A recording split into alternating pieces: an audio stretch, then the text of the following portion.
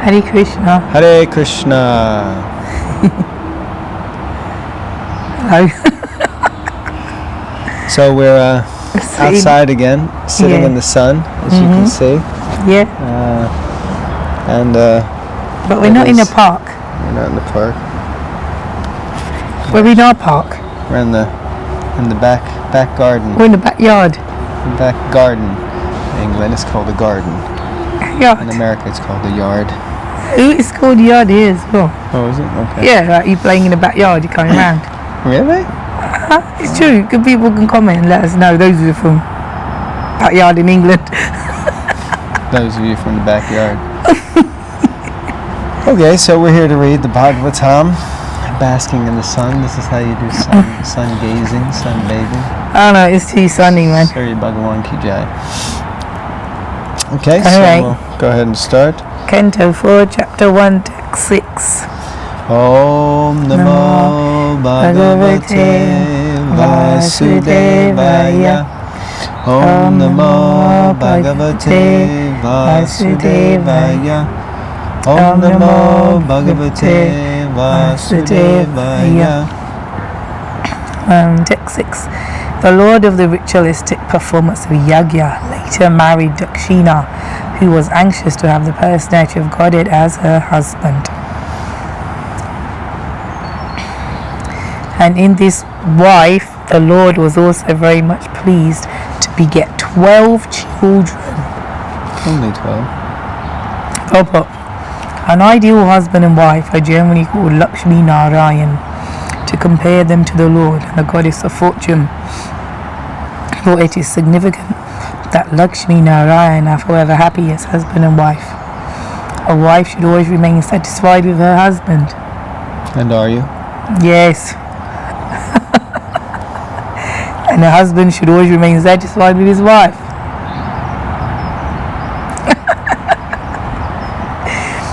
In the Chanakya sloka, the moral instructions of Chanakya Pandit, it is said that if a husband and wife are always satisfied with one another, then the goddess of fortune automatically comes. Wow, she might be at the door. She is. We both feel fortunate. In other words, where there is no disagreement between husband and wife, all material opulence is present and good children are born. Generally, according to Vedic civilization, the wife is trained to be satisfied in all conditions, and the husband, according to Vedic instruction, is required to please the wife with sufficient food, ornaments, and clothing. Sufficient food, ornaments, and clothing. I don't really offered. Yeah. And then if they are unsatisfied with their mutual dealings, good children are born. In this way, the entire world can become peaceful. But unfortunately, in this age of Kali, there are no ideal husbands and wives. Therefore, unwanted children are produced, and there is no peace and prosperity in the present-day world. Very deep, very. Some people might find it controversial, but it's quite, it makes sense that if whatever vibe or consciousness one has, that's gonna affect the child, not just at the time of, they say, conception and that, but just growing up in that household, you're gonna be affected by the environment that you're being brought up in. What happened? You flipped upside down. Oh, sorry, I hope everyone heard what I said. Most of you can't hear it anyway because I can't talk. You just have to be careful when you lean forward. But yeah, so excuse me, what you're saying is the consciousness of the parents definitely has an impact on the consciousness of the child, right? yeah. If you agree, thumbs up. So we see that anyway, but especially and also at the time of conception, which is the most important, which is why Prabhupada often talked about this principle of Garbhodan Samskar and how important it is that from the moment of conception you attract a personality, so into the womb of the wife, and it's not just for the point of sense gratification, but with two people who are eager to bring a child or children into this world, or 12, as we see here, 12 children into the world to look after and to give sufficient knowledge and guidance in order to help them be delivered to the spiritual world. Sorry, what else were you saying? Thank you for summarizing what I said. You're welcome. Yeah, I think there were lots of very powerful points in here about husband and wife. If they get along, then there's all good fortune, and that means that. And then Prabhupada mentions about how they're each trained. Wife is trained to be satisfied in all conditions, and the husband is required to please the wife with sufficient food. So she's meant to be trained to be a little satisfied, but at the same time he's always trying to please her in whatever way that he can, and with little gifts and ornaments and proper food and stuff like that. So sufficient food, it said. Sufficient, but she's pleased with anything. Okay. Text 7. The 12 boys born of Yagya and Dakshina were named Tosha, Pratosha, Santosha, Bhadra, Shanti, Iraspati, Idma, Kavi, Vibhu, Swana, Sudeva, and Rochana. Text 8. During the time of Swayambhuva Manu, these sons all became the demigods, collectively named the Tushitas. Marichi became the head of the 7 rishis, and Yagya became the king of the demigods, Indra. Excuse me. Purport. During the life of Swayambhuva Manu, 6 kinds of living entities were generated from the demigods known as the Tushitas, from the sages headed by Marichi, and from the descendants of Yagya, king of the demigods, and all of them expanded their progeny to observe the order of the Lord to fill the universe with living entities. These 6 kinds of living entities are known as Manus, Devas, Manuputras, Amsavatars, Sureshwaras, and Rishis. Yagya, being the incarnation of the Supreme Personality of Godhead, became the leader of the demigods, Indra. Okay, so basically what it means is that Swayambhuva Manu's, well, they were actually his grandsons, but because he took Yagya as his own, so you have to say his sons, they became sort of leaders. So they were born and they were immediately given positions. Yagya became Indra, because Indra isn't just a person, like a name. Indra is not actually, I don't think exactly his name, maybe his name, but it's the post. It's like if someone's the president or prime minister, you say, Mr. President, or excuse me, Mr. Prime Minister, or Mrs. Prime Minister, or Mrs. President, like that. That's the name or title. And then all these other things, the demigods, the Manus, the Manuputras, which means the sons of Manu, the Amsa avatars, so different types of incarnations, and Sureshwaras, I'm not sure about that one. If anyone knows, you can tell us. And then the Rishis, or the Sadhus.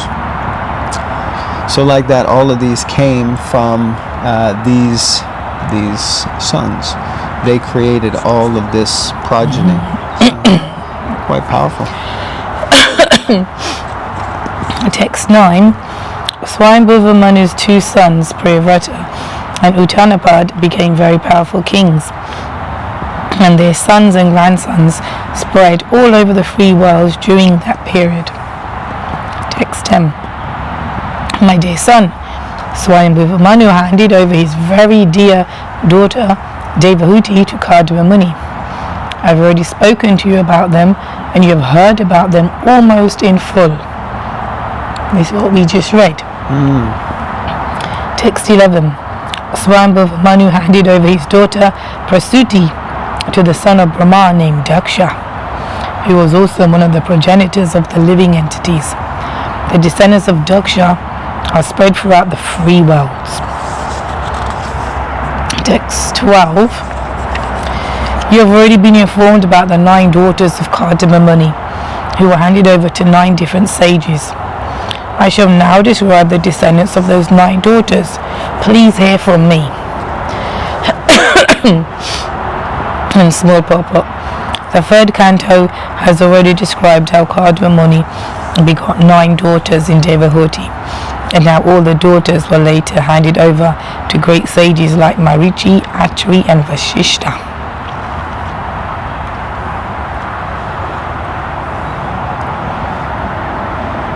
I've got nothing to say, mainly because I can't talk. I saved my voice. Yeah, so just kind of giving some explanation of what happened, and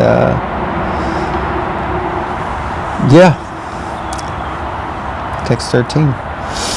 Kardama Muni's daughter Kala, who was married to Marichi, gave birth to 2 children whose names were Kasyapa and Purnima. Their descendants are spread all over the world. Text 14. My dear daughter, of the 2 sons, Kashyapa and Purnima, Purnima begot 3 children, namely Viraja, Vishwaga, and Devakulya. Of these 3, Devakulya was the water which washed the lotus feet of the personality of Godhead, and which later on transformed into the Ganges of the heavenly planets. Okay, interesting. So this incarnation, or not incarnation, but this personality who appeared is none other than the actual water that washed the feet of the Lord, and that later turned into being the Ganga. Purport. Of the 2 sons, Kashyapa and Purnima, herein Purnima's descendants are described. An elaborate description of these descendants will be given in the 6th canto. It is also understood herein that Devakulya is the presiding deity of the river Ganges, which comes down from the heavenly planets to this planet and is accepted to be sanctified because it touched the lotus feet of the Supreme Personality of Godhead, Hari. So as you know, when the Lord appeared as Vamanadev, which is in the 8th canto, then he is the dwarf Brahmana, and he begged alms from Bali Maharaj. Bali Maharaj gave him 3 paces of land, which is what he requested. And then on his second step, his toe pierced the Garbhodak ocean, and water started to pour in across his feet into the material world, and that is the origin of Ganga, the Ganges, in the material world, and it flowed all the way from the top of the universe, where this thin layer separates the Garbhodak ocean from here, and it just poured over the lotus feet through the universe and arrived, and it's explained in more depth later. I think it's Bhagirathi. He brought the Ganga down, and then so to break its fall, it fell onto Lord Shiva's head, and then it turned into the river at Gangotri, I think is where it starts, up in the Himalayas. Okay. Text 15. It's a long purport.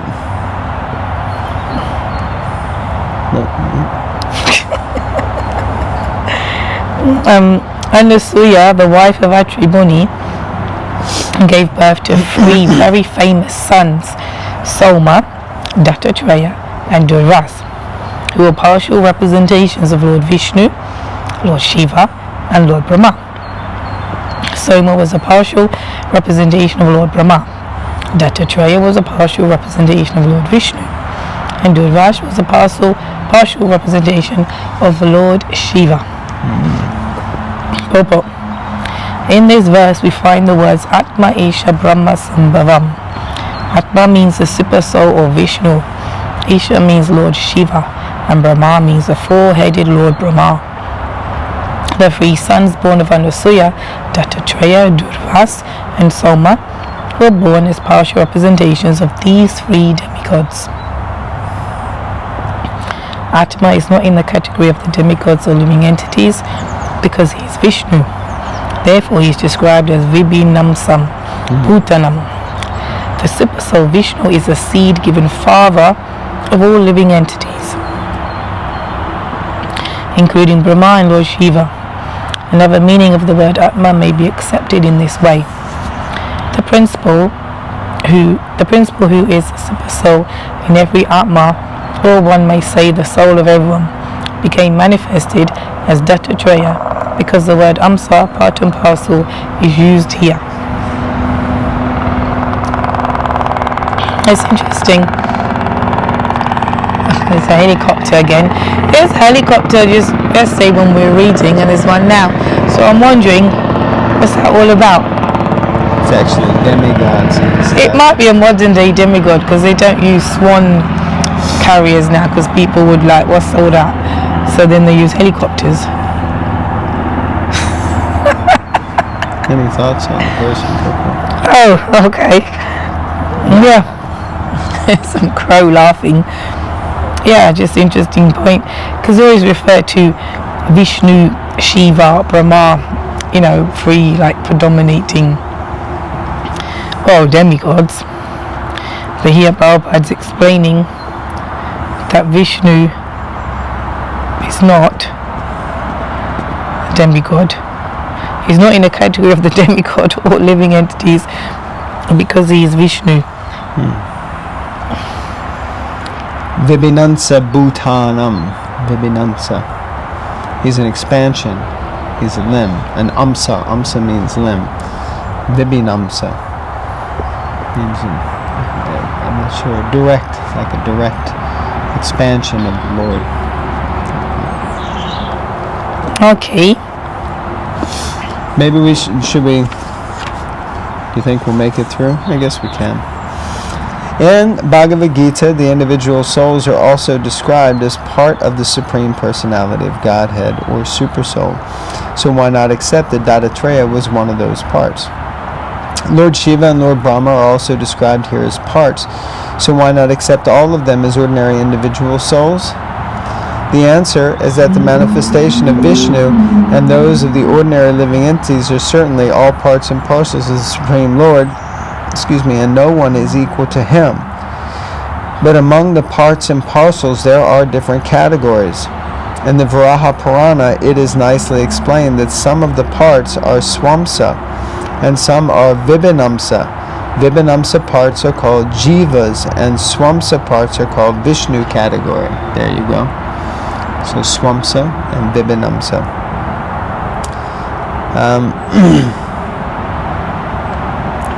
The Jiva category, the Vibhinamsa parts and parcels, there are also gradations. The Vibhinamsa parts and parcels, there are also gradations. That is explained in the Vishnu Purana, where it is clearly stated that the individual parts and parcels of the Supreme Lord are subject to being covered by the external energy called illusion or Maya. Such individual parts and parcels who can travel to any part of the Lord's creation are called Sarvagata and are suffering the pangs of material existence. They are proportionately freed from the coverings of ignorance and under material existence according to different levels of work and under different influences of the modes of material nature. For example, the suffering of jivas situated in the mode of goodness are less, the sufferings, plural, of jivas, plural, situated in the mode of goodness are less than those of jivas situated in the mode of ignorance. Pure Krishna consciousness, however, is the birthright of all living entities. because every living entity is part and parcel of the Supreme Lord. The consciousness of the Lord is also in the part and parcel, and according to the proportion to which that consciousness is cleared of material dirt. The living entities are differently situated. In the Vedanta Sutra, the living entities of different gradations are compared to candles or lamps with different candle power. For example, some electric bulbs have the power of 1,000 candles, some have the power of 500, some of the power of 100 candles, some 50 candles, etc. But all electric bulbs have light. Light is present in every bulb, and the gradations of light are different. Similarly, there are gradations of Brahman. The Vishnu Swamsa expansions of the Supreme Lord in different Vishnu forms are like lamps. Lord Shiva is also like a lamp, and the Supreme Candle Power, or the 100% light, is Krishna. The Vishnu Tattva has 94%, the Shiva Tattva has 84%, and Lord Brahma has 78%. In the living entities, 78%, and the living entities are also like Brahma, but in the conditioned state their power is still more dim. There are gradations of Brahman, and no one can deny this fact.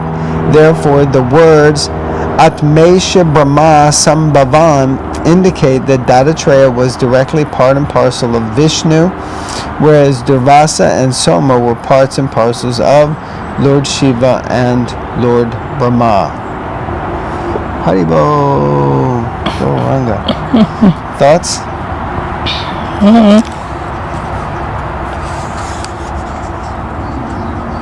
Okay.